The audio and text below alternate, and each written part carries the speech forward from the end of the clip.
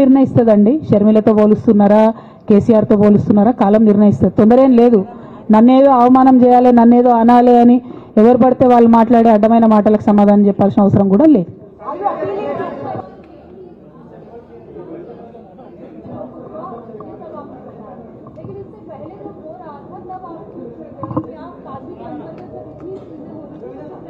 Madam, అంతకుముందు జరిగినటువంటి ప్రతి ఒక్క విషయం కూడా నేను इंटरनल చెప్తూనే వస్తున్నా.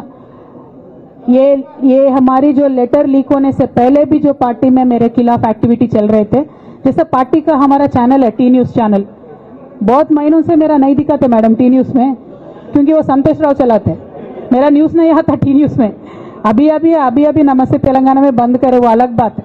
बहुत रिसेंटली उनका बहुत देर के बाद बंद करे. टी न्यूज़ में कब का बंद कर दिया.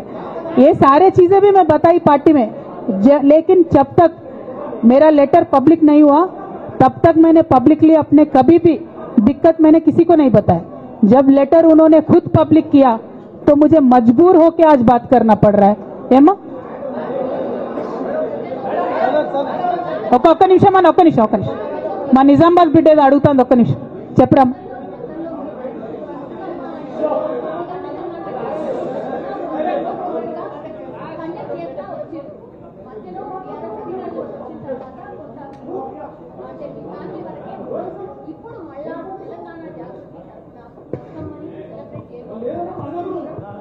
ఏ మనోడా మందోడారా భయ్, ఆగు మెల్లగా. వాళ్ళని ప్రెస్ వాళ్ళని ఇబ్బంది పెట్టకండి, జాగృతి కరకండి.